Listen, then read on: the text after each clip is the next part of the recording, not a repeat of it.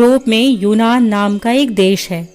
यूनान में पुराने समय में मिदास नाम का एक राजा राज्य करता था।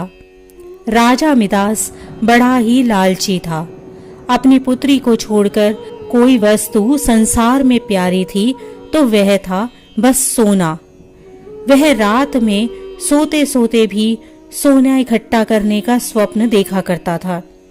एक दिन राजा मिदास अपने खजाने में बैठा सोने की ईंटें और अशर्फियां गिन रहा था। अचानक वहां एक देवदूत आया। उसने राजा से कहा, मिदास, तुम बहुत धनी हो। मिदास ने मुंह लटकाकर उत्तर दिया, मैं धनी कहाँ से हूँ, मेरे पास तो यह थोड़ा सा ही सोना है। देवदूत बोला, तुम्हें इतने सोने से भी संतुष्टि नहीं है, और कितना सोना चाहिए तुम्हें? राजा ने कहा, मैं तो चाहता हूँ कि मैं जिस वस्तु को हाथ से छू लूं वह सोने की हो जाए। देवदूत हंसा और बोला, अच्छी बात है, कल सवेरे से तुम जिस वस्तु को भी छुओगे वही सोने की हो जाएगी। अब तो खुश हो ना। उस दिन रात में राजा मिदास को नींद नहीं आई। बड़े सवेरे वह उठा। उसने एक कुर्सी पर हाथ रखा, वह सोने की हो गई। फिर एक मेज को छुआ, वह मेज भी सोने की बन गई। राजा मिदास प्रसन्नता के मारे उछलने और नाचने लगा। वह पागलों की भांति दौड़ता हुआ अपने बगीचे में गया और पेड़ों को छूने लगा। उसने फूल, पत्ते, डालियां, गमले सब छू लिए। सब सोने के होते चले गए। सब कुछ चमचम चमकने लगा। मिदास के पास सोने का पार नहीं रहा। दौड़ते उछलते मिदास थक गया। उसे अभी तक यह पता ही नहीं लगा था कि उसके कपड़े भी सोने के होकर बहुत भारी हो गए हैं। उसे बहुत प्यास लगी थी और भूख भी लग गई थी। बगीचे से अपने राजमहल लौटकर एक सोने की कुर्सी पर बैठ गया। एक नौकर ने उसके आगे भोजन और पानी लाकर रख दिया, लेकिन जैसे ही मिदास ने भोजन को हाथ लगाया सब कुछ सोने का बन गया। उसने पानी पीने के लिए गिलास उठाया तो गिलास और पानी दोनों सोने के हो गए।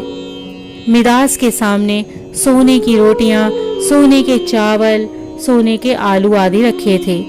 उसे बहुत भूख लग रही थी और प्यास भी लग रही थी। सोना चबाकर उसकी भूख नहीं मिट सकती थी। वह रो पड़ा। उसी समय उसकी पुत्री वहां खेलते हुए आ गई।